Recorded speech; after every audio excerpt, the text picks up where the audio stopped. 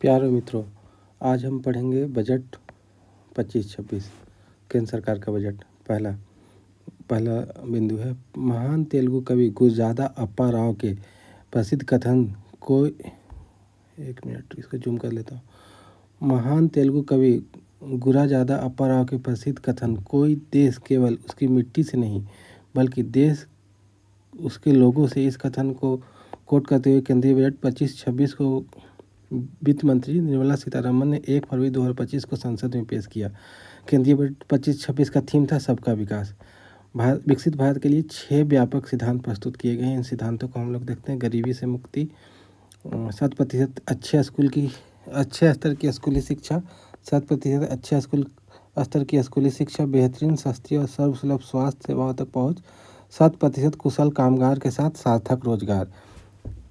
Next है 5वां है, आर्थिक गतिविधियों में 70% महिलाएं, हमारे देश को food basket of the world बनाने वाले किसान। 6 बिंदु क्या, गरीबी से मुक्ति, 100% अच्छे स्तर की स्कूली शिक्षा, बेहतरीन, सस्ती और सर्वसुलभ स्वास्थ्य सेवाओं तक पहुँच, 100% कुशल कामगार के साथ सार्थक रोजगार। आर्थिक गतिविधियों में 70% महिलाएं, हमारे देश को food basket of the world बनाने वाले किसान। 6 बिंदु है इसमें। इस बजट का उद्देश्य 6 क्षेत्रों में क्रांतिकारी परिवर्तन करना है। कराधान, विद्युत क्षेत्र, शहरी विकास, खनन, वित्तीय क्षेत्र, विनियामक सुधार। कराधान, विद्युत क्षेत्र, शहरी विकास, खनन, वित्तीय क्षेत्र, विनियामक सुधार, 6 क्षेत्रों में। कुल बजट कितना है? कुल 50.65 लाख करोड़, 50,65,345 करोड़ का बजट है। 50,65,345 करोड़ का बजट है, करोड़ रुपये का बजट है, इसको याद रखना है। कुल प्राप्तियां होने का अनुमान कितना? 50,65,345 करोड़, जिसमें से राजस्व प्राप्ति 34,20,409 करोड़ रुपये है। पूंजीगत प्राप्ति कैपिटल रिसिप्ट 16,44,936 करोड़ रुपये होगा। कुल खर्च होने का अनुमान 50,65,345 करोड़, जिसमें से राजस्व खर्च कितना होगा? 39,44,255 करोड़, ज़्यादा राजस्व खर्च है। पूंजीगत खर्च होगा 11,21,090 करोड़। विभिन्न घाटा देख लेते हैं। बस 24-25 का संशोधित अनुमान है और इधर 25-26 का बजट अनुमान है। राजकोषीय घाटा वेरी इंपॉर्टेंट होता है। जीडीपी का 4.8% है और 24-25 में, और 25-26 में 4.4% है। कुल घाटा अगर 25-26 का ज़्यादा इंपॉर्टेंट होता है तो इसका देखते हैं हम लोग। तो कुल घाटा पड़ता है एग्जैक्ट फिगर्स में 15,68,936 करोड़, 15,68,936 करोड़ इतना पड़ता है। 4.4% जीडीपी का। परीक्षा के दृष्टिकोण से, वनडे परीक्षा के दृष्टिकोण से वेरी इंपॉर्टेंट ये हो गया। फिर है राजस्व घाटा 1.5% हो गया। राजकोषीय घाटा का 4.4% याद रखना है 25-26 का। 24 का भी याद रख सकते हैं 4.8, लेकिन ये इंपॉर्टेंट सबसे, एक कोई डेटा इतने सारे डेटा में कोई एक डेटा है तो 4.4% सबसे ज़्यादा इंपॉर्टेंट है। राजस्व घाटा 1.5%, प्रभावी राजस्व घाटा 0.3%, प्राथमिक घाटा 0.8%। और इनका जो एक साल पहले का जो है 24-25 का, इनका डेटा कम इम्पोर्टेंट है। देख सकते हैं राजस्व घाटा 24-25 में 1.9, प्रभावी राजस्व 1.0 जीडीपी का, और प्राथमिक घाटा 1.3% हो गया। तो इतना सारा हो गया। तो इसमें से एक डेटा अगर कोई याद रखना है तो 4.4 ये याद रख सकते हैं। नेक्स्ट देखते हैं केंद्रीय बजट 25-26 का शीर्ष 4 मद कहाँ है, रुपया कहाँ से आता है? तो उधार और अन्य देयताएं से 24% आता है। उधार और अन्य देयता से कितना आता है? 24% आ रहा है। आयकर से 22%, जीएसटी से, माल और सेवा कर से 18%, निगम कर से 17%। तो ये याद रखना होता है। 1 नंबर पर कौन हो गया? उधार और अन्य देयता, 2 नंबर पर इनकम टैक्स, 3 नंबर पर जीएसटी, 4 नंबर पर कॉरपोरेशन टैक्स। कहाँ को जाता है? तो करों और शुल्कों में राज्यों का हिस्सा, प्रथम रैंक इसका है, ये इंपॉर्टेंट है। फिर दूसरा हो गया ब्याज अदायगी 20%। तीसरा हो गया केंद्रीय क्षेत्र की योजनाएं 16%, इसमें रक्षा, आर्थिक सहायता पर पूंजी परिव्यय शामिल नहीं है। चौथा में हो गया रक्षा 8%। तो पिछले सालों में ऐसा देखा गया है, रुपया कहाँ से आता है तो उसका सबसे बड़ा होता था उधार और अन्य देता है, और रुपया कहाँ को जाता था तो ब्याज अदायगी पर जाता था पिछले सालों में। पिछले बजट में या उसके पहले, उसके और भी पुराने बजट में देखा जाता था ऐसा। लेकिन इस बार ब्याज और अदायगी पर जो 20% गया है वो नंबर 2 पर आ गया। पहला पे करों और शुल्कों में राज्यों का हिस्सा, इसलिए ये इंपॉर्टेंट हो गया। पहला 3 मत तो दोनों का कहाँ से आता है और कहाँ को जाता है, ये 3 टॉप 3 इंपॉर्टेंट होता है। लेकिन इस बार एक नया ट्रेंड देखने को मिला, करों और शुल्कों में राज्यों का हिस्सा 22%, तो इसलिए ये पूछे जाने की ज़्यादा संभावना है। नेक्स्ट चलते हैं सेकंड कॉलम में क्या दिया देखते हैं। बजट भाषण खंड ए। इस बजट में विकास के लिए 4 इंजनों की पहचान की गई। कृषि, निवेश, एमएसएमई, निर्यात। विकास के 4 शक्तिशाली इंजन कौन हो गया? कृषि, एमएसएमई, निवेश और निर्यात। ठीक है, इधर क्या था? 6 सिद्धांत था, व्यापक सिद्धांत था। किसके लिए? विकसित भारत जो 2047 तक 2047 तक बनाना है, सरकार के दस्तावेजों में प्रमुखता से लिखा हुआ रहता है। तो उसमें ये 6 बिंदु था। गरीबी को लेकर के, स्कूली शिक्षा, बेहतर सस्ती और सुलभ स्वास्थ्य को लेकर के, कुशल कामगार और 100% कुशल कामगार के साथ सार्थक रोजगार, आर्थिक गतिविधि में 70% महिलाएं, food basket of the world बनाने वाले किसान। ये 6 बिंदु इसमें है। लेकिन बजट का जो 4 इंजन बोला गया, कृषि निवेश, एमएसएमई, निर्यात को ही। पहला इंजन के बारे में पढ़ते हैं। तो इसमें कौन सा ये नया योजना लाया गया है? प्रधानमंत्री धन धान्य कृषि योजना, विकासशील कृषि जिला कार्यक्रम। प्रधानमंत्री धन धान्य कृषि योजना, विकासशील कृषि जिला कार्यक्रम। इस कार्यक्रम में कम उत्पादकता, कम फसलों की बुआई और औसत से कम मानदंड वाले 100 जिलों को शामिल किया गया। उत्पादकता कम है, प्रति हेक्टेयर जो उत्पादकता औसत है उससे नीचे होता है। जिन इलाकों में हो रहा है, जिन ब्लॉक्स में हो रहा है, उनको टारगेट किया जा रहा है। जिला में हो रहा है, उनको टारगेट किया जा रहा है। उसको उन इलाकों में ये योजना चलाया जा रहा है, धन धान्य कृषि योजना, पीएम धन धान्य। तो कम फसलों की बुआई, कुल क्षेत्रफल उसका बुआई कम हो रहा है। औसत से कम ऋण मानदंड, ऋण मानदंड मीन्स जो लोग लोन लेते हैं किसान लोग, वो काफ़ी कम लेते हैं। तो ऐसे 100 जिला को, कितने जिला के लिए? तो 100 जिला के लिए इम्पोर्टेंट हो गया। और 3 क्राइटेरिया 3 देख ही लिए हम लोग।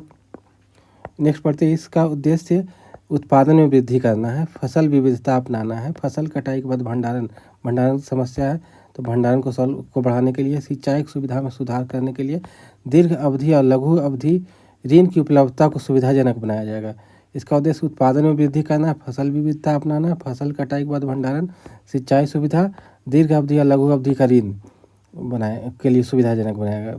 उत्पादन, फसल विविधता, भंडारण, सिंचाई और ऋण, इतना सारा चीज़ को कवर किया गया। इसमें 1.7 करोड़ किसानों को मदद मिलने की संभावना है। कितना किसान को? तो 1.7 करोड़ किसान को मिलेगा। 100 जिला का मामला है यहाँ पे, 100 जिला को शामिल किया गया। उत्पादन, भंडारण, सिंचाई, फसल विविधता, ऋण को कवर किया गया। नेक्स्ट देखते हैं हम लोग ग्रामीण संपन्नता और अनुकूलन कार्यक्रम।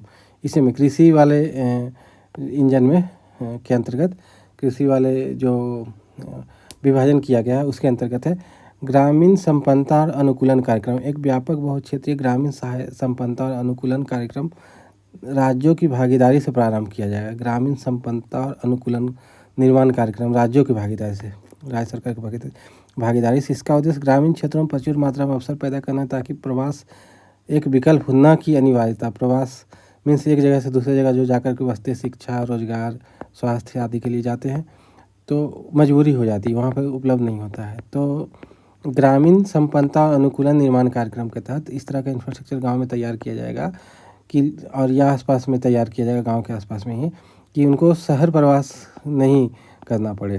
वो अगर करे भी तो बाई चॉइस करे, अनिवार्यता नहीं हो जाए, मजबूरी नहीं हो जाए। पहले चरण में 100 विकासशील कृषि जिलों को इसमें शामिल किया गया है। इसमें भी कितना जिला कवर किया गया है? 100 विकासशील कृषि जिलों को शामिल किया गया है। नेक्स्ट देखते हैं कृषि वाले इंजन में दलहन में आत्मनिर्भरता। खाद्य तेलों में आत्मनिर्भरता प्राप्त करने के लिए राष्ट्रीय खाद्य तिलहन मिशन को कार्यान्वित किया जा रहा है।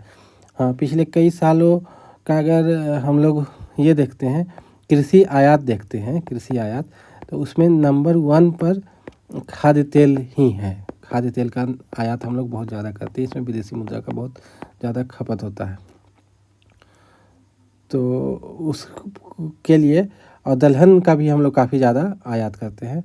तो इसमें हम लोग पाते हैं कि इसमें काफ़ी ज़्यादा विदेशी मुद्रा थी, इसीलिए सरकार विदेशी मुद्रा की बचत और यहाँ पे पर्याप्त उपलब्धता के लिए दलहन में आत्मनिर्भरता मिशन लाया है। खाद्य तेलों में आत्मनिर्भरता प्राप्त करने के लिए राष्ट्रीय खाद्य तिलहन मिशन को भी कार्यान्वित किया जा रहा है।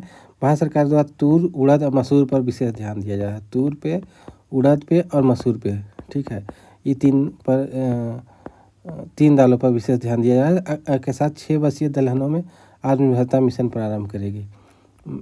इसमें ऐसे कुछ प्रावधान है कि इन 3 दाल के उत्पादन का जितना उत्पादन होगा और जितना किसान बेचने को तैयार रहेंगे उतना सारा खरीदने के लिए अगले कुछ साल तक केंद्र सरकार तैयार रहेगी। तो इसके माध्यम से इसको प्रोत्साहन दिया जा रहा है।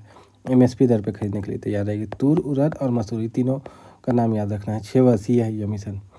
ठीक है, नेक्स्ट देखते हैं सब्जियों और फलों के लिए व्यापक कार्यक्रम। सब्जियों, फलों और श्री अन्न का उपयोग अत्यधिक बढ़ रहा है। सब्जी, फलों और श्री अन्न मोटे अनाज के लिए नया नाम दिया गया है।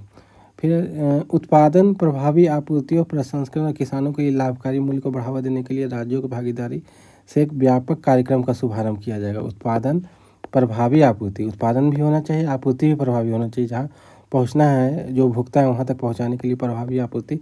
प्रसंस्करण, उसका प्रसंस्करण करके कोई अन्य रूप जिसमें कि वो ज़्यादा समय तक खाने योग्य रहे और उसमें कुछ पोषक तत्व भी मिलाए जा सकें, तो इसको प्रसंस्करण में होता है। किसानों के लिए लाभकारी मूल्य को बढ़ावा देने के लिए राज्यों की भागीदारी से एक व्यापक कार्यक्रम का शुभारंभ किया गया। बिहार में मखाना बोर्ड, मखाना को उत्पादन, प्रसंस्करण, मूल्य संवर्धन और विपणन में सुधार लाने के बिहार में मखाना बोर्ड स्थापित किया गया। उत्पादन, प्रसंस्करण, मूल्य संवर्धन, विपणन के लिए राष्ट्रीय उच्च पैदावार बीज मिशन का कार्यक्रम कार्यान्वयन किया जाएगा, जिसका उद्देश्य है अनुसंधान परिवेश को बढ़ावा। राष्ट्रीय उच्च पैदावार बीज मिशन, ठीक है, तो इसमें अनुसंधान परिवेश को बढ़ावा देना लक्ष्य है, उद्देश्य है इसका। उच्च पैदावार, कीट प्रतिरोधी और जलवायु अनुकूलन के गुणों से संपन्न बीजों का लक्षित विकास और प्रचार करना। उच्च पैदावार, कीट प्रतिरोधी और जलवायु अनुकूलन के गुणों से संपन्न बीजों का लक्षित विकास और प्रचार करना है। जुलाई 2024 से जारी किए गए बीजों की 100 से अधिक किस्मों को वाणिज्यिक स्तर पर उपलब्ध कराया गया। जुलाई 24 से जारी किए गए बीजों की 100 से अधिक किस्मों को वाणिज्यिक स्तर पर उपलब्ध कराया गया। 100 से अधिक किस्म के बीजों को। नेक्स्ट पेज में चलते हैं, इसमें देखते हैं मत्स्य उद्योग। मत्स्य उद्योग में क्या हो रहा है, क्या किया जा रहा है, क्या प्रयास है। मत्स्य उत्पादन और जलीय कृषि के क्षेत्र में विश्व भर में दूसरा सबसे बड़ा उत्पादक देश भारत है। ठीक है, मत्स्य उत्पादन और जलीय कृषि के क्षेत्र में विश्व में दूसरा सबसे बड़ा भारत है। समुद्री खाद्य निर्यात का मूल्य 60,000 करोड़ रुपया है। 60,000 करोड़ रुपया हम लोग निर्यात करें समुद्री खाद्य का।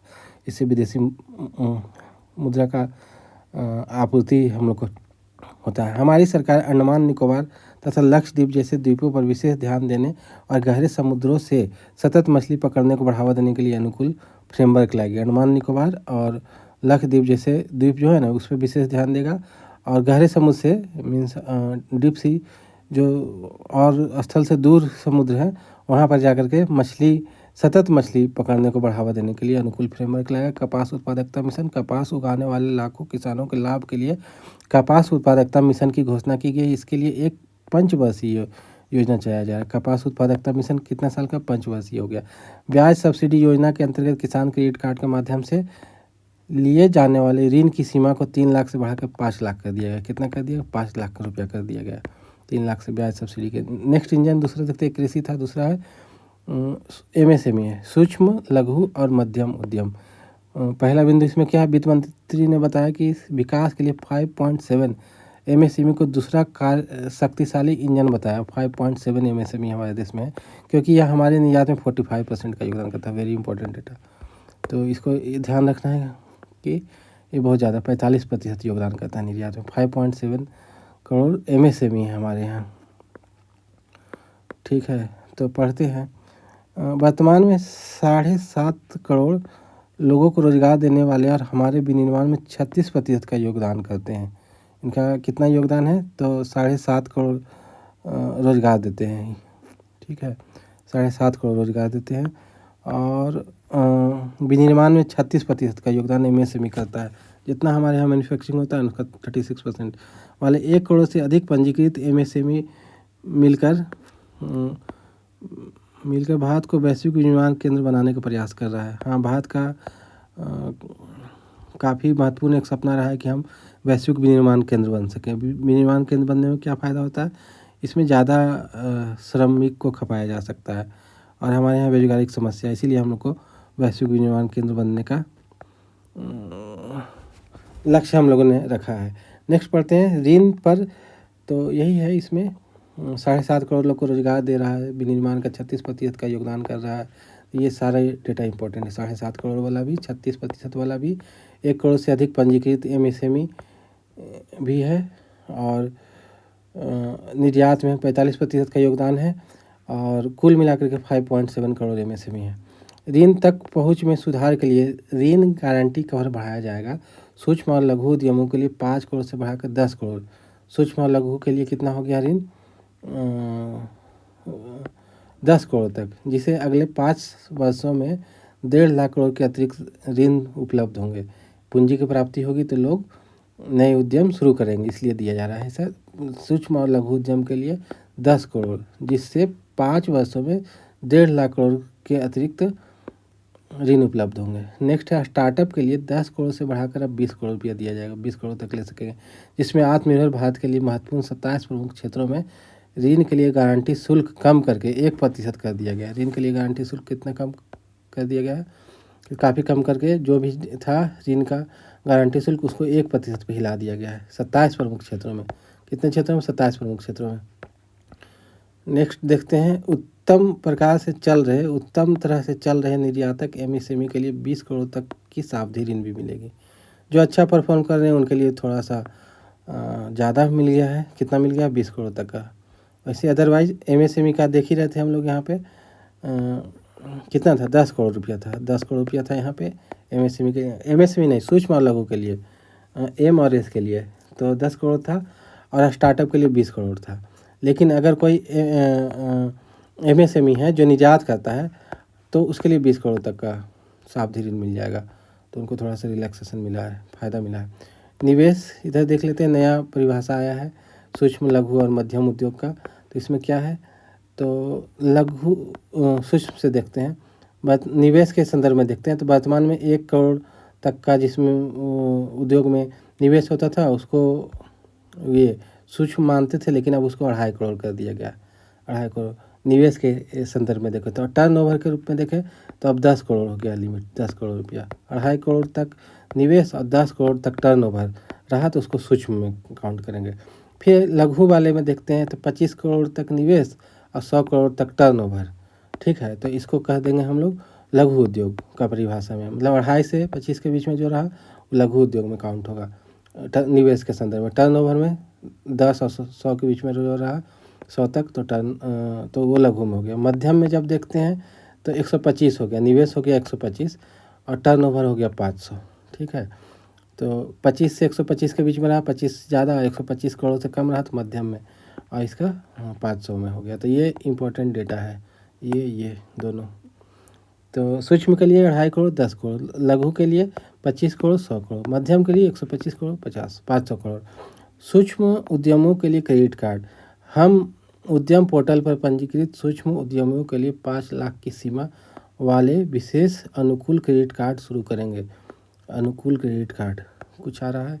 उद्यम पोर्टल एक है जहाँ पर कि उद्यमी लोग अपने उद्यम का पंजीकरण करते हैं, जो भी उद्योग खोले हैं उनका पंजीकरण करते हैं। तो वहाँ पर जो कोई भी रजिस्टर होंगे, पंजीकृत होंगे, उन सूक्ष्म उद्योगों के लिए, वैसे सूक्ष्म उद्योगों के 5 लाख तक की सीमा वाला विशेष अनुकूल क्रेडिट कार्ड शुरू होगा। पहले साल में 10 लाख कार्ड जारी किया जाएगा। ऐसे 10 लाख लोगों को ये वाला कार्ड दिया जाएगा जो पहले आएंगे उनको।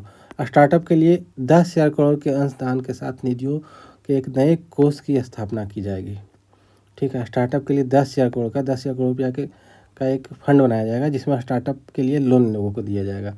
नेक्स्ट है, पहली बार महिलाओं, अनुसूचित जातियों और जनजातियों सहित 5 लाख के उद्यमियों के लिए एक नई योजना शुरू की जाएगी। इससे अगले 5 साल के दौरान 2 करोड़ तक का सावधि ऋण उपलब्ध होगा। हाँ, तो देख सकते थे स्टैंड अप इंडिया का आया था महिला, अनुसूचित जाति और अनुसूचित जनजाति के लिए।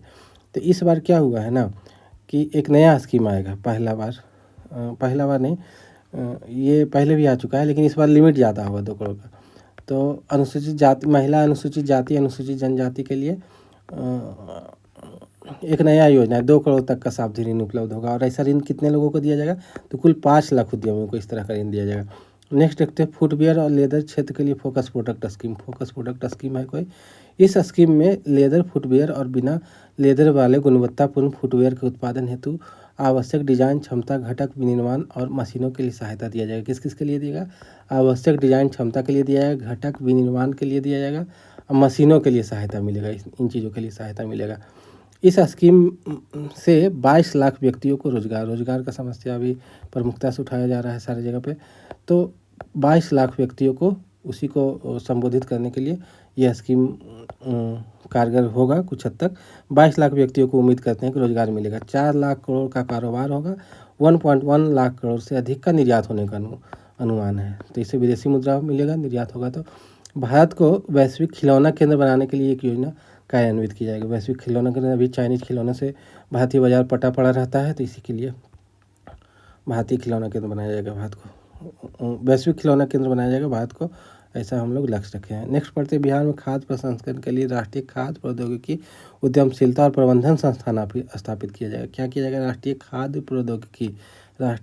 प्रौद्योगिकी उद्यमशीलता और प्रबंधन संस्थान स्थापित किया जाएगा। इसके परिणाम स्वरूप किसानों के उत्पादों के मूल्य संवर्धन के माध्यम से उनकी आमदनी बढ़ेगी। किसानों के उत्पादों के मूल्य संवर्धन, उत्पाद जो उनका है, जैसे आलू है तो आलू का चिप्स बन गया, तो मूल्य संवर्धन हो गया, इसका के माध्यम से उनकी आमदनी बढ़ेगी। दूसरा है, युवाओं को कौशल प्रशिक्षण दिया जाएगा।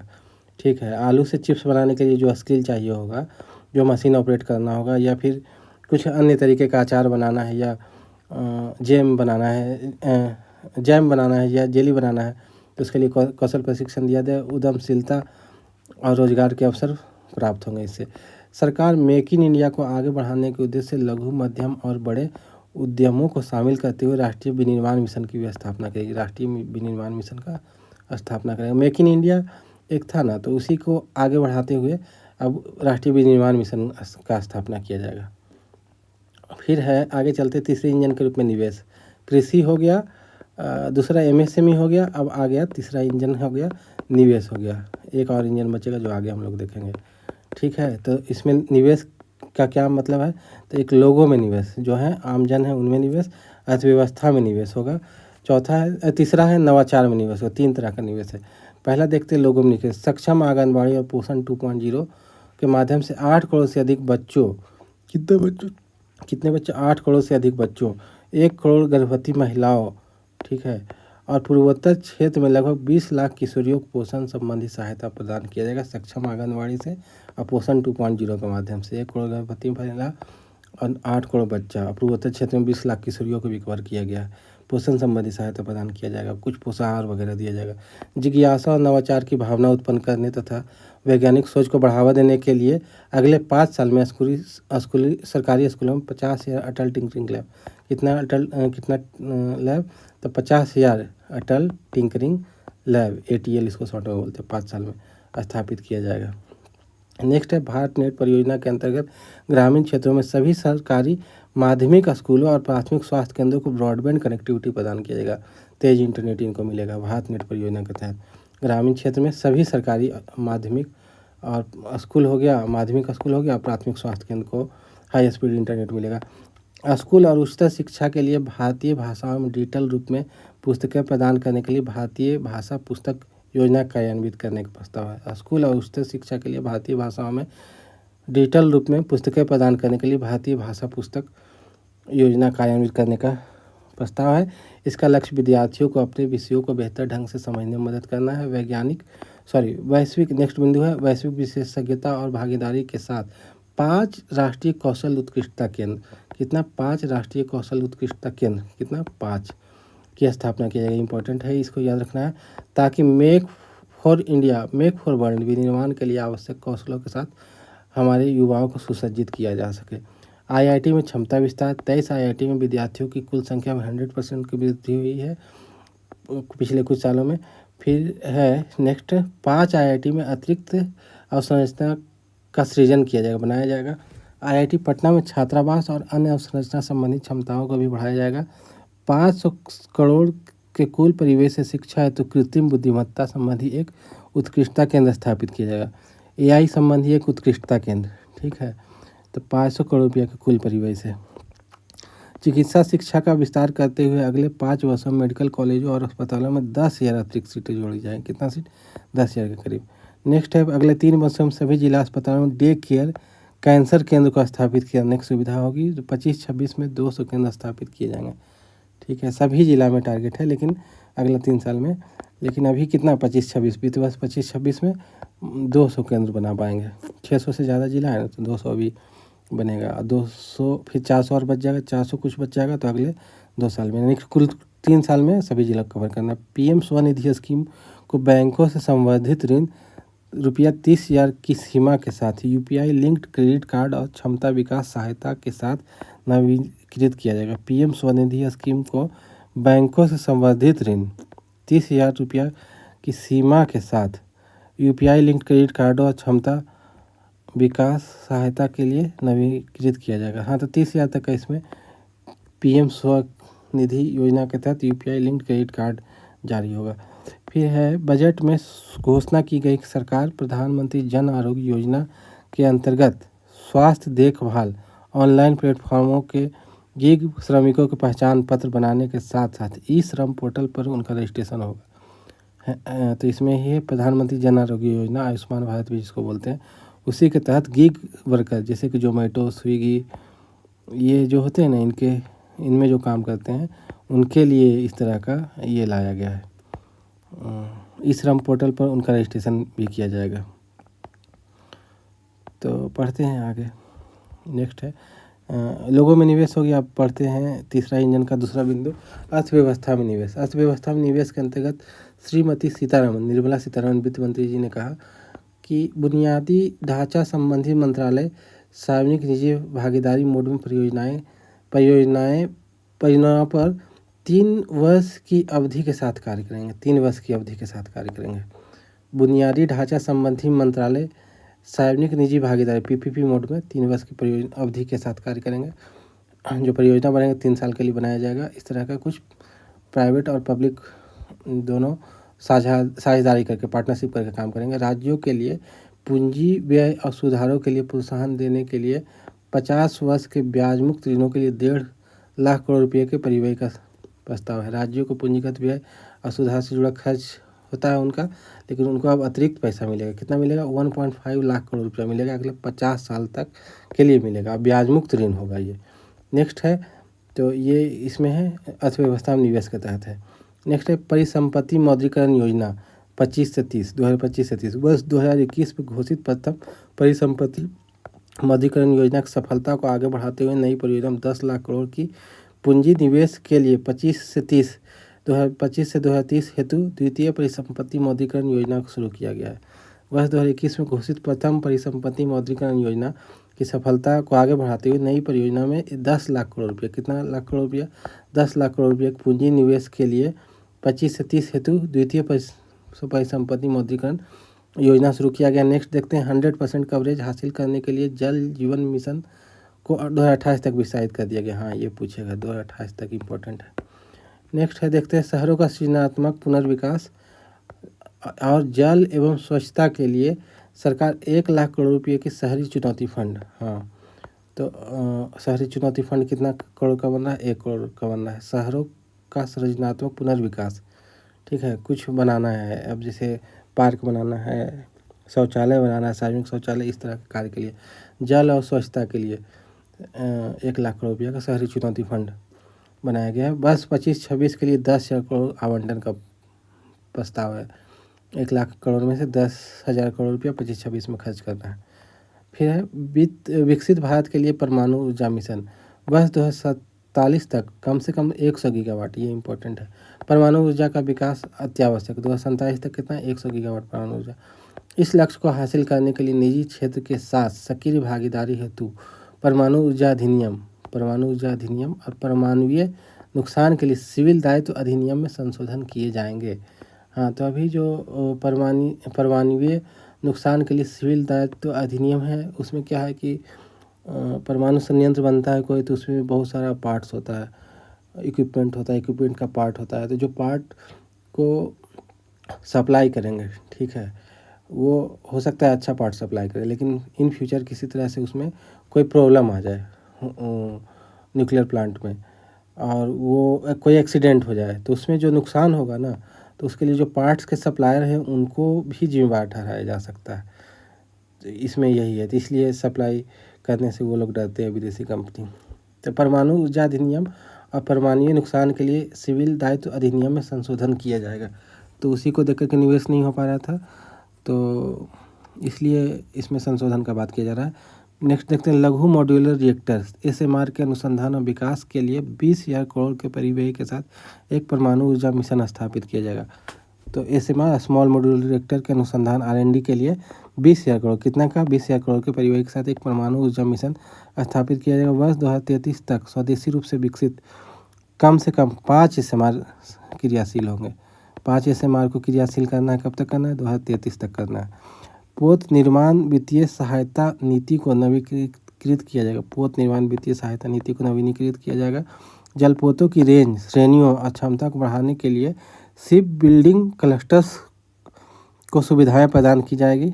ठीक है, आगे चलते हैं। सामुद्रिक उद्योग के लिए दीर्घावधिक वित्त पोषण हेतु 25,000 करोड़ की निधि के साथ एक सामुद्रिक विकास निधि स्थापित होगा। सामुद्रिक विकास निधि होगा। सामुद्रिक उद्योग के लिए दीर्घावधिक वित्त पोषण के लिए 25,000 करोड़ की निधि के साथ एक सामुद्रिक विकास निधि 25,000 करोड़ रुपया। सामुद्रिक उद्योग का दीर्घावधि वित्त पोषण होगा, लंबे समय के लिए वित्त पोषण होगा। सरकार द्वारा 49% तक अंशदान किया जाएगा और शेष राशि पत्तनों और निजी क्षेत्रों से जुटाई जाएगी। एक संशोधित उड़ान स्कीम शुरू किया जाएगा ताकि अगले 10 वर्षों में 120 नए गंतव्यों तक क्षेत्रीय कनेक्टिविटी को बढ़ाया जा सके और 4 करोड़ यात्रियों को ऐसी परिवहन सुविधाएं दी जा सकेगी। संशोधित उड़ान स्कीम था उड़े देश का आम नागरिक, तो उसी का संशोधित उड़ान स्कीम एक आएगा। अगले 10 साल में 120 नए गंतव्य तक क्षेत्रीय कनेक्टिविटी को बढ़ाया जा सके। 10 साल में कितना? 120 नए गंतव्य को कवर करना है इसमें, तो 120 इंपॉर्टेंट लग रहा है। 4 करोड़ यात्री को फायदा होगा इससे। बिहार में ग्रीनफील्ड एयरपोर्टों की सुविधा प्रदान की जाएगी ताकि राज्य की भावी आवश्यकताओं को पूरा किया जा सके। ये पटना एयरपोर्ट और बिहटा में ब्राउनफील्ड एयरपोर्ट की क्षमता के विस्तार के अलावा होंगे। अच्छा, पटना और बिहटा में पहले से एयरपोर्ट है लेकिन उसका और विस्तार करना है। तो जो पहले से कोई चीज़ होता है, प्लांट या एयरपोर्ट या कुछ भी कोई भी अवसंरचना, उसी में और विस्तार करते हैं तो उसको ब्राउनफील्ड बोलते हैं। ग्रीनफील्ड का मतलब एकदम जीरो से शुरू करना। वहाँ पे एयरपोर्ट अगर शुरू करें तो एयरपोर्ट वहाँ पे कुछ था ही नहीं, कुछ और होगा, खेत होगा या कोई अन्य तरह के बिल्डिंग, स्कूल या कुछ भी वहाँ पे हो सकता है, तो उसको एकदम जीरो शुरू करने वाले को ग्रीनफील्ड बोला जाता है। तो पटना और बिहटा में ब्राउनफील्ड एयरपोर्ट का क्षमता विस्तार होगा। इसके अलावा कुछ ग्रीनफील्ड एयरपोर्ट का भी बात चल रहा है बनाने का। मिथिलांचल में पश्चिम कोसी नहर, तो इसमें देखते हैं पश्चिमी कोसी नहर ERM परियोजना के लिए वित्तीय सहायता प्रदान की जाएगी, जिससे बिहार के मिथिलांचल क्षेत्र में 50,000 हेक्टेयर, कितना हेक्टेयर? 50,000 हेक्टेयर से अधिक भूमि पर बड़ी संख्या में खेती करने वाले किसान को लाभ हो जाएगा। स्वामी निधि 2 योजना किफायती और मध्यम आय आवास के लिए विशेष विंडो। स्वामी के अंतर्गत विशिष्ट आवासीय परियोजनाओं में 50,000 आवासीय इकाइयों का निर्माण पूरा कर लिया गया। कितना आवासीय इकाई? तो 50,000 स्वामी निधि 2 योजना के तहत। नेक्स्ट कॉलम में चलते हैं हम लोग, तो इसमें क्या दिखा है? हाँ, अन्य 40,000 इकाइयों का निर्माण, 50,000 का निर्माण कार्य पूरा हो गया स्वामी 2 के तहत, और अन्य 40,000 का निर्माण कार्य 25 तक पूरा हो जाएगा। 50,000 अभी पूरा हो चुका है आवासीय इकाई, मतलब घर उसको कह सकते हैं बेसिकली, और 40,000 2025 तक पूरा करना है। 2025 के आखिरी तक 90,000 हो जाएगा टोटल। कुल 15,000 करोड़ की इस निधि का लक्ष्य 1 लाख इकाइयों को शीघ्र पूरा करना है। कुल 15,000 करोड़ की इस निधि का लक्ष्य 1 लाख, तो 50 तो पहले है, 40 अभी बन रहा है, 25 तक जो पूरा हो जाएगा, और टोटल 1 लाख तक। 90 होता है 50 40 जोड़ के, लेकिन टोटल 1 लाख आवासीय इकाई को शीघ्र पूरा करने का लक्ष्य है 15,000 करोड़ की निधि से। देश में 50 पर्यटक स्थलों को राज्यों की भागीदारी से चैलेंज मोड माध्यम से विकसित किया जाएगा। कितना? 50 पर्यटक स्थलों। भगवान बुद्ध के जीवन काल संबंधित स्थलों पर विशेष ध्यान दिया जाएगा। नवाचार में निवेश 3 हिस्सा में बांटा गया, तो तीसरा इंजन का तीसरा बिंदु है नवाचार में निवेश। अनुसंधान विकास और नवाचार पहलों को कार्यान्वित करने के लिए 20,000 करोड़ बजट आवंटित किए गए हैं। अनुसंधान विकास और नवाचार पहलों को कार्यान्वित करने के लिए कितना? 20,000 करोड़ बजट आवंटित किए गए। PM अनुसंधान अध्येता वृद्धि योजना। PM अनुसंधान अध्येता वृद्धि योजना के अंतर्गत अगले 5 सालों में, कितने साल में? 5 सालों में संवर्धित वित्तीय सहायता के साथ IIT और IISc, हाँ ये बेंगलुरु में है, प्रौद्योगिकी अनुसंधान के लिए 10,000 अध्येता वृत्तियाँ वितरित की जाएगी। 10,000 फेलोशिप्स। नेक्स्ट देखते हैं खाद्य और पोषण सुरक्षा के लिए 10 लाख जर्म प्लाज्मा लाइनों के साथ दूसरे जीन बैंक की स्थापना किया जाएगा। जीन बैंक बनाएगा 10 लाख जर्म प्लाज्मा लाइन के साथ। भू स्थानिक अवसंरचना और डेटा विकसित करने के लिए भारत के लिए राष्ट्रीय भू स्थानिक मिशन शुरू किया जाए। भू स्थानिक डेटा जमीन वगैरह का सही जानकारी इसमें होगा। ज्ञान भारतम मिशन शैक्षणिक संस्थानों, संग्रहालयों, पुस्तकालयों और निजी संग्रहकर्ताओं के साथ हमारी पांडुलिपि के सर्वेक्षण, दस्तावेजीकरण और संरक्षण के लिए ज्ञान भारतम मिशन शुरू किया गया। इसमें 1 करोड़ से अधिक पांडुलिपियों को शामिल किया जाएगा। नेक्स्ट पढ़ते हैं, ज्ञान भारतम मिशन हो गया। नेक्स्ट पढ़ते हैं चौथे इंजन के रूप में निर्यात। हाँ, चौथा इंजन था। पहला कृषि था, देखे थे हम लोग। दूसरा था MSME। तीसरा निवेश था। निवेश में भी 3 तरह का था, लोक अर्थव्यवस्था और एक था लोक अर्थव्यवस्था और नवाचार था। लोक अर्थव्यवस्था और नवाचार।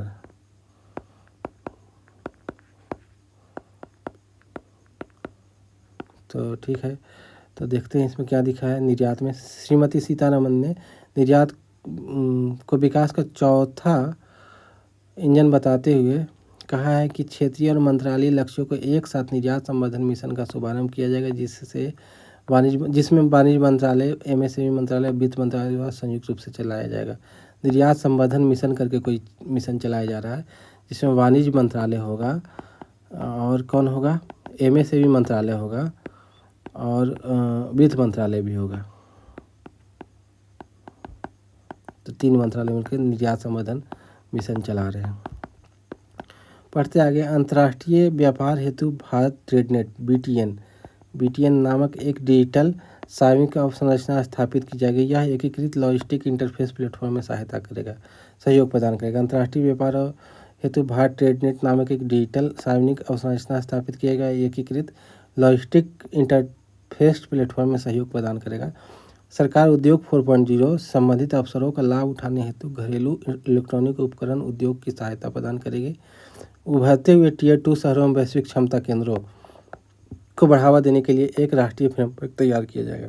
वैश्विक क्षमता केंद्र क्या होता है, जैसे गूगल है, तो गूगल भारत का कंपनी नहीं है, अमेरिका कंपनी है, तो भारत में आकर के वो अपना कंपनी का बड़ा ऑफिस खोल दिया, तो उसी को वैश्विक क्षमता केंद्र कहते हैं। जितना ज़्यादा वैश्विक क्षमता केंद्र होगा उतना अच्छा होगा, मीन्स उतने उद्योगपति या बाहरी उद्योग MNC हमारे यहाँ अट्रैक्ट हो रहे हैं। और अगर यहाँ पर अट्रैक्ट हो रहे हैं, यहाँ अपना ऑफिस खोल रहे हैं बड़ा, तो हो सकता है कि बड़ा कोई और प्लांट खोले, फैक्ट्री खोले और रोज़गार मिले हम लोगों को। ईंधन के रूप में सुधार, इंजन के लिए ईंधन के तौर पर सुधारों को स्पष्ट करते हुए इंजन जो होगा 4 इंजन हम लोग पढ़ें, तो उसमें कुछ ईंधन भी होना चाहिए, फ्यूल भी, पेट्रोल या फिर LPG, इस तरह का कुछ भी। तो सुधारों को यहाँ पे ईंधन बताया गया। स्पष्ट करते हुए निर्मला सीतारमन ने कहा कि पिछले 10 वर्षों से ज़्यादा समय में सरकार ने करदाताओं की सुविधा के लिए फेसलेस मूल्यांकन, करदाता चार्टर, त्वरित रिटर्न, लगभग 99% रिटर्न स्वयं मूल्यांकन के आधार पर और विवाद से विश्वास योजना जैसे कई सुधारों से क्रियान्वित किया गया है। इन प्रयासों को जारी रखते हुए उन्होंने कर विभाग की विश्वास प्रथम, जांच बाद में वचनबद्धता को दोहराया है। हाँ, विवाद से विश्वास योजना में क्या होता था कि छोटा मोटा जो मामला है या केस है, जो कुछ फाइन लेकर के छोड़ा जा सकता है, या वो बड़ा अपराध नहीं है या छोटा गलती है, उसमें मामले को रफा दफा कर दिया जाता था, कुछ फाइन लेकर के या उनसे माफ़ीनामा लिखवा करके, या गलती हो गई ऐसे लिखवा करके। तो इस तरह से क्या हुआ, वो हमारे उद्योगपति कानूनी विवादों में कम पड़ेंगे, तो वो अपने उत्पादन कार्य पे ज़्यादा ध्यान केंद्रित कर पाएंगे। तो इस तरह का, ठीक है, आगे बढ़ते हैं। बीमा क्षेत्र के लिए विदेशी प्रत्यक्ष निवेश को 74% बढ़ा करके 100% कर दिया गया। बीमा क्षेत्र के लिए कितना हो गया, FDI 100% FDI हो गया। नेक्स्ट देखते हैं, यह संवर्धित सीमा उन कंपनियों के लिए उपलब्ध होगी जो भारत में संपूर्ण प्रीमियम का निवेश करेगी। तो प्रीमियम जो हम लोग को देते हैं, अगर बीमा के लिए जीवन बीमा कराते हैं, तो मान लीजिए कि कोई 5,000 रुपया प्रीमियम के रूप में 1 साल में देता है, तो वो जो कंपनी पाता है 5,000 रुपया, वो उसको फिर से भारतीय बाजार में निवेश कर देगा, तो उनको 100% तक FDI भारत में ला सकते हैं। वो कंपनी 100% पैसा भारत के बाहर से ला करके यहाँ इन्वेस्ट कर सकती है, ऐसा पॉसिबल है। लेकिन उसके लिए यही शर्त है कि जो भारतीय कंज्यूमर से पैसा मिलेगा उसको यहीं के बाज़ार में लगाना होगा। देखते हैं फिर नेक्स्ट पेज पर चलते हैं। सार्वजनिक क्षेत्र के bank SHG self help group सदस्यों और ग्रामीण क्षेत्र के लोगों की ऋण आवश्यकताओं को पूरा करने के लिए ग्रामीण क्रेडिट स्कोर फ्रेमवर्क विकसित करेंगे। ग्रामीण क्रेडिट स्कोर फ्रेमवर्क विकसित करेंगे। सेल्फ हेल्प ग्रुप जीविका वगैरह सेल्फ हेल्प ग्रुप का उदाहरण है। तो सार्वजनिक क्षेत्र के बैंक सेल्फ हेल्प ग्रुप सदस्यों और ग्रामीण क्षेत्र के लोगों की ऋण आवश्यकता पूरा करने के लिए ग्रामीण क्रेडिट स्कोर फ्रेमवर्क विकसित करेंगे। पेंशन क्षेत्र में विनियमित समन्वय और विकास के लिए एक फोरम की स्थापना की जाएगी। पेंशन क्षेत्र में एक फोरम बनेगा। 2025 में केंद्रीय KYC रजिस्ट्री का पुनरुद्धार किया जाएगा। केंद्रीय KY रजिस्ट्री कुछ है 25 में, उसका पुनरुद्धार किया जाएगा। विनियामक सुधार देखते हैं। 21वीं सदी के लिए आधुनिक, लचीले और लोगों के अनुकूल और विश्वास आधारित नियामक प्रारूप को विकसित करने के लिए निम्नलिखित 4 विशेष उपायों पर प्रस्ताव दिया गया है। निम्नलिखित 4 उपाय पर प्रस्ताव दिया गया है। तो कौन कौन से उपाय हैं?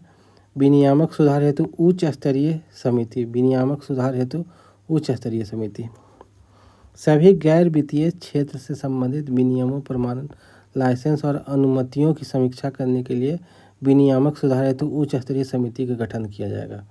तो ये सुधार में है। यह समिति 1 वर्ष के भीतर अपनी सिफारिशें प्रस्तुत करेगी। ठीक है। रेगुलेशन के लिए बहुत सारा संस्था रहता है या नियम रहता है, तो उसको सरल कैसे बनाया जाए उसके लिए ये स्टार्ट किया गया है। समिति बनाया जाएगा विनियामक सुधार हेतु।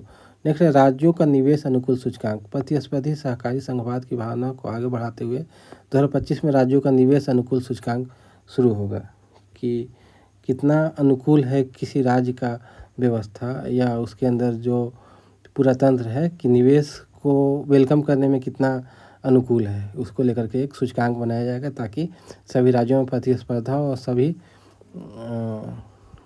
सहूलियत प्रदान करें निवेश को लेकर के। वित्तीय स्थिरता और विकास परिषद FDAC के अंतर्गत वर्तमान वित्तीय विनियमों और सहायक अनुदेशों के प्रभाव का मूल्यांकन करने के लिए एक तंत्र स्थापित किया जाएगा। वित्तीय स्थिरता और विकास परिषद के अंतर्गत वर्तमान वित्तीय विनियमों और सहायक अनुदेशों के प्रभाव का मूल्यांकन करने के लिए एक तंत्र स्थापित किया जाएगा। नेक्स्ट देखते जन विश्वास विधेयक 2.0। सरकार अब विभिन्न कानून 100 से अधिक कानूनी प्रावधानों को गैर आपराधिक बनाने के लिए जन विश्वास विधेयक 2.0 लाएगी। 100 से अधिक कानूनी प्रावधानों को गैर आपराधिक बनाने के लिए। तो समझ ही रहे होंगे इसको कि कोई रूल है उसको फॉलो नहीं किए तो उसमें उसको आपराधिक गलती करार दे दिया जाता है, जबकि वो हो सकता है माइनर गलती हो। अगर ज़्यादा उनको कानून के शिकंजे में रखेंगे उद्योगपति को तो वो फ्रीली काम नहीं कर पाएंगे, काम करने से डरेंगे तो निवेश नहीं होगा, निवेश भी डर डर के करेंगे तो बहुत सारी चुनौती उससे आ सकता है। नेक्स्ट है बजट भाषण खंड B अप्रत्यक्ष कर। औद्योगिक वस्तुओं के लिए सीमा शुल्क टैरिफ संरचना को युक्ति संगत बनाना। केंद्रीय बजट 25-26 के 7 टैरिफ दरों को हटाने का प्रस्ताव किया है। इसके बाद शेष बची ट्रैफिक दरें शून्य दर सहित 8 रह जाएगा। शून्य दर सहित 8 रह जाएगा। 7 टैरिफ दरों को हटाया जाएगा। सीमा शुल्क टैरिफ संरचना है उसमें परिवर्तन। कैंसर जैसे असाधारण रोगों को राहत देने के लिए 36 जीवन रक्षक औषधियों और दवाओं को बुनियादी सीमा शुल्क से पूरी तरह से छूट दिया जाएगा। 36 जीवन रक्षक दवा को। कोबाल्ट पाउडर और लिथियम आयन बैटरी, पारा, जिंक और 12 अन्य महत्वपूर्ण खनिजों के अपशिष्ट एवं अवशिष्ट पर पूरी तरह से छूट का प्राप्त होगा। Cobalt powder, lithium ion battery, पारा, जिंक और 12 अन्य महत्वपूर्ण खनिज। बुने हुए वस्त्रों पर सीमा शुल्क को संशोधित कर 20% अथवा 115 रुपया प्रति किलोग्राम में से जो भी अधिक हो करने का प्रस्ताव होगा। फिर interactive flat panel display, electronic वस्तुओं पर बुनियादी सीमा शुल्क 10% से बढ़ाकर 20% किया जाएगा। इलेक्ट्रिक वाहनों को लिथियम आयन बैटरी के विनिर्माण के लिए 35% पूंजीगत वस्तुओं पर छूट और मोबाइल फ़ोन बैटरी विनिर्माण हेतु 28% पूंजीगत वस्तुओं पर छूट मिलेगा। हस्तशिल्प वस्तुओं, तो 1 मिनट इसको देख लेते हैं। इलेक्ट्रॉनिक वाहनों के लिथियम आयन बैटरी के विनिर्माण के लिए 35% अतिरिक्त पूंजी वस्तुओं पर छूट और मोबाइल फ़ोन बैटरी विनिर्माण हेतु अतिरिक्त पूंजीगत वस्तुओं का छूट होगा। हस्तशिल्प वस्तुओं की निर्यात अवधि 6 महीने से बढ़ाकर 1 वर्ष की जाएगी। आवश्यकता पड़ने पर आगे 3 महीनों के लिए बढ़ाया जा सके, ये सब सहूलियत है। समुद्री उत्पाद फ्रोजन फिश पेस्ट के निर्यात पर सीमा शुल्क 30% से घटाकर 5% किया जाएगा। आयातित वस्तुओं के अंतिम उपयोग के लिए समय सीमा 6 महीने से बढ़ाकर 1 वर्ष कर दिया गया है। नेक्स्ट देखते हैं सेकंड कॉलम में क्या दिया गया है। प्रत्यक्ष कर के बारे में क्या व्यवस्था हुआ। नई कर व्यवस्था के तहत 12 लाख रुपये तक की आय अर्थात विशिष्ट दर जैसी पूंजीगत लाभ को छोड़कर 1 लाख रुपये प्रति माह का औसत आय पर कोई आयकर देय नहीं होगा, तो 12 लाख तक को आयकर से मुक्त कर दिया गया है। वेतनभोगी करदाताओं के लिए यह सीमा 75,000 रुपये की मानक कटौती के कारण 12,75,000 रुपये होगी। नई कर व्यवस्था में संशोधित टैक्स इस प्रकार 0 से 4 लाख रुपये में 0 हो जाएगा, 4 से 8 में 5%, 8 से 12 में 10%, 12 से 16 में लाख में 15%, 16 से 20 में 20%, 20 से 24 लाख में 25%, 24 लाख से अधिक में 30%। TDS को तर्कसंगत बनाना। वरिष्ठ नागरिकों के लिए ब्याज पर कटौती की सीमा 50,000 रुपया से दोगुनी करके 1 लाख रुपया कर दिया TDS tax deduction at source पर जो है वरिष्ठ नागरिकों के लिए ब्याज कटौती की सीमा 50 लाख से बढ़ाकर 50,000 से बढ़ा करके 1 लाख रुपया कर दिया गया है। नेक्स्ट है किराए पर TDS के लिए वार्षिक सीमा। किराए पर TDS के लिए वार्षिक सीमा 2.4 लाख से बढ़ाकर 6 लाख रुपया कर दिया है। किराया रेंट से जो आय होता है उसके लिए जो डिडक्शन सरकार की तरफ से किया जाता है 2.4 लाख है। उस TDS कटौती के प्रावधान केवल गैर पैन मामलों पर ही लागू होंगे। उस TDS कटौती के प्रावधान केवल गैर पैन मामलों पर ही लागू होंगे। छोटे धर्मार्थ न्यासों संस्थानों की पंजीकृत अवधि को बढ़ाकर 5 से 10 वर्ष कर दिया गया। करदाताओं का अपने स्वामित्व वाली संपत्तियों के लिए शून्य वार्षिक मूल्य का दावा बिना किसी शर्त के अनुमति का प्रस्ताव होगा। करदाताओं का अपने स्वामित्व वाली संपत्तियों के लिए शून्य वार्षिक मूल्य का दावा बिना किसी शर्त की अनुमति का प्रस्ताव होगा। 29 अगस्त 2024 को या उसके बाद व्यक्तियों द्वारा राष्ट्रीय बचत स्कीम से किए गए आहरण पर छूट होगा। देश में अंतर्देशीय जल परिवहन को बढ़ावा देने के लिए मौजूदा टन भार कर योजना के लाभों को भारतीय पोत परिवहन 2021 के अंतर्गत पंजीकृत अंतर्देशीय जलयानों के लिए विस्तारित करने का प्रस्ताव किया गया है। 1 अप्रैल 2030 से पहले निगमित होने वाले भारतीय स्टार्टअप इकोसिस्टम को 5 वर्षों तक अवधि का विस्तार कर स्टार्टअप लाभ प्रदान किए गए हैं। सॉवरेन वेल्थ फंड पेंशन निधियों द्वारा अवसंरचना क्षेत्र में वित्त पोषण को बढ़ावा देने के लिए निवेश करने की तारीख 5 वर्ष बढ़ाकर 31 मार्च 2030 तक करने का प्रस्ताव रखा गया। ठीक है, ये सब कम इम्पोर्टेंट था। अब इधर देखते हैं बजट 25-26 के तहत विभिन्न योजनाओं पर खर्च। टॉप 4 कौन है। प्रधानमंत्री गरीब कल्याण अन्न योजना 2,03,000 करोड़ रुपया 25-26 के लिए। फिर मनरेगा पे 86,000, जल जीवन मिशन पे 67,000, प्रधानमंत्री किसान सम्मान निधि योजना तो PM किसान 63,500 करोड़। प्रधानमंत्री गरीब कल्याण अन्न योजना जिसमें कि PDS के थ्रू 5 किलो अनाज मिलता है तो 2,03,000 करोड़ रुपया, ये सबसे ज़्यादा भी है। मनरेगा पे 86,000 करोड़, जल जीवन मिशन पे 67,000, प्रधानमंत्री किसान मानधन योजना पे 63,500। इम्पॉर्टेंट है ये वाला। नेक्स्ट देखते हैं बजट 25-26 के तहत प्रमुख मदों पर व्यय रक्षा पर होगा 4,91,732 करोड़। ग्रामीण क्षेत्र में होगा 2,66,817 करोड़। कृषि एवं संबद्ध कार्यकलाप में 1,71,437 करोड़। शिक्षा में 1,28,650 करोड़। स्वास्थ्य में 98,311 करोड़। रक्षा 4,91,732 करोड़। ग्रामीण विकास में होगा 2,66,817 करोड़। कृषि एवं संबद्ध कार्यकलाप होगा 1,71,437 करोड़। फिर शिक्षा में हो जाएगा 1,88,650 करोड़। स्वास्थ्य में हो जाएगा 98,331 करोड़। ठीक है, तो बजट इस तरह से पूरा हो गया। तो इसमें कुछ क्वेश्चंस हम लोग देख लेते हैं। तो पहला ये देख सकते हैं कि राजकोषीय घाटा वित्त वर्ष 25-26 के लिए कितना प्रतिशत रहा। GDP का कितना प्रतिशत, एक क्वेश्चन ये जवाब दे सकते हैं आप लोग कमेंट में।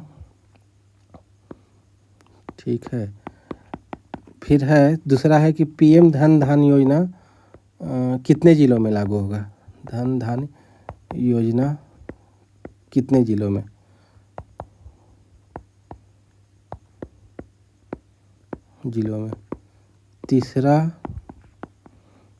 तीसरा क्या हो सकता है। तीसरा क्वेश्चन ये हो सकता है कि स्टार्टअप्स के लिए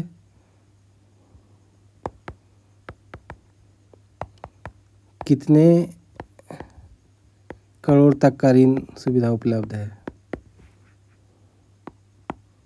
तक की सावधि ऋण सुविधा उपलब्ध है।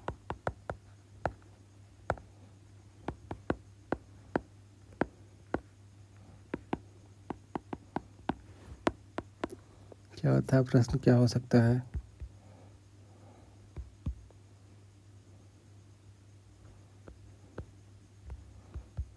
पश्चिम कोसी नहर से कितने हेक्टेयर कृषि भूमि को लाभ होगा?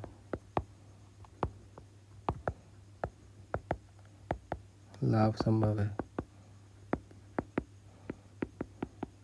चारों का जवाब दें। ठीक, धन्यवाद।